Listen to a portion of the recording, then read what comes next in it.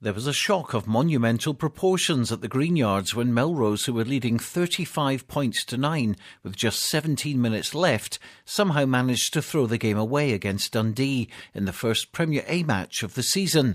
The visitors scored 4 late tries, all converted, to overturn the 26-point deficit and win 37-35. Earlier on, Melrose had scored 4 tries themselves from Fraser Thompson, Ross Ovens, Bruce Colvin and Andrew Skeen, who also kicked 3 conversions and 3 penalty goals. They looked all set for a 5-pointer against the team third in the table, but in the end they imploded and had to settle for just 2 bonus points. Afterwards, player-coach John DL gave us his reaction. We should have managed the game better. We had opportunities with possession there to kill that game off, and a real missed opportunity for us. We were the better team all day, and to lose that, then it is gutting. That result let Gala in with a chance of topping the table. They visited Aberdeen Grammar to try and preserve their unbeaten record on the road all season, but they went down 18-5 after leading 5-3 at the break thanks to a Craig Robertson try. That result means they dropped to third, with Dundee passing them, and as you'll imagine, coach George Graham was not a happy man as he and his players faced the long trek back home. I think from the minute we left the changing room to the minute we went on the field, we were already beaten. I think the fact that there was a chance that wasn't going to go on, my boys switched off. But taking nothing away from Aberdeen, I thought they dominated us in every aspect of the game. They just were hungrier, there were a lot more passion involved, they just wanted it more than us did.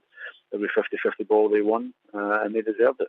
We'll just need to have a good look at ourselves if we want to challenge any further in this league. On to Premier B, and Hawick opened up their campaign with a 10-all draw at home to Stuart's Melville. They scored 2 tries from Neil McComb. Green skipper is Bruce McNeil. We had a lot of possession there in the second half, and boys in there's pretty disappointed with a draw.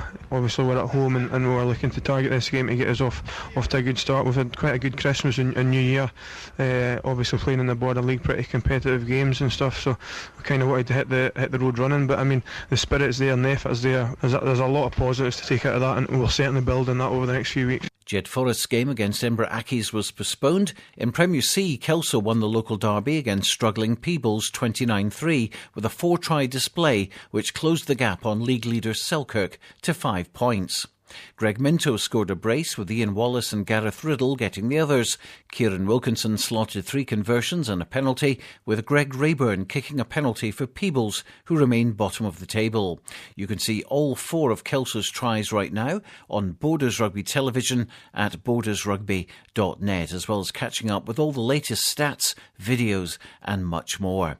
Reaction from the Kelso camp then, from centre Kevin Utterson. We were a bit frustrated at half-time because we never really got going. All credit to Peebles, he kind of stuck in and defended well, but just overall we're glad to get the 4 tries and the 5 points in the new Division C, because it's got to be one hell of a task, I tell you. The 7 games, so it's a good start getting that first win. Peebles coach Jerry McGuinness has a very long injury list at the club and no shortage of grafters on the park, but at the end of the day it's points that he's after, and the latest defeat was Peebles' 9th on the trot. Half time 15-3, I thought we were still in it. We got a quick try, but unfortunately it wasn't to be, and Kelso upped their game at the start and put us under a bit of pressure, and we conceded another soft score, and that was it. Kind of the writing was on the wall. We defended well and we put some good phases together, but not in the danger zone. Selkirk won their home game against Whitecraigs 21-0, with Callum Marshall and Andrew Rennick getting their 2 tries and David Cassidy kicking the rest. They're 5 points clear at the top of the table, and we hear from coach Ewan Robbie. Big turnaround for the last time at Whitecraigs. Moving forward to that, line-out defence was excellent, and the defence in general was really, really good. In the National League, Hawick YM won again 36-0 at home to Linlithgow, but Langham went down at Dunfermline by 22 points to 6. The other local results: East League 1, Berwick 17, Hawick Lindeen 0, Dun 64, Trinity Accies 13. East League 2, Gala YM versus Hawick Harlequins was postponed, and because Murray House have now folded as a club, there was no game for Earlston. East League 3, Queensferry 3, St Boswell's 33 and Walkerburn 5, Leith 40. A quick word about next Saturday. No Premiership games have been scheduled, but you can expect 1 or 2 friendlies, including Gala playing at Hamilton. There could well be the possibility of Jed Forest playing their postponed match against Edinburgh Accies next weekend. But if that happens, we'll let you know on the website at bordersrugby.net and of course here on Radio Borders. The big game next Saturday, though, will be at Hawick YM against league leaders Musselburgh in the National League. Musselburgh have won 15 of their 16 games so far. YM's only defeat this season was to Musselburgh by a point, and they'll be looking to get revenge. It should be a cracking match, and we'll be focusing on that game next Saturday.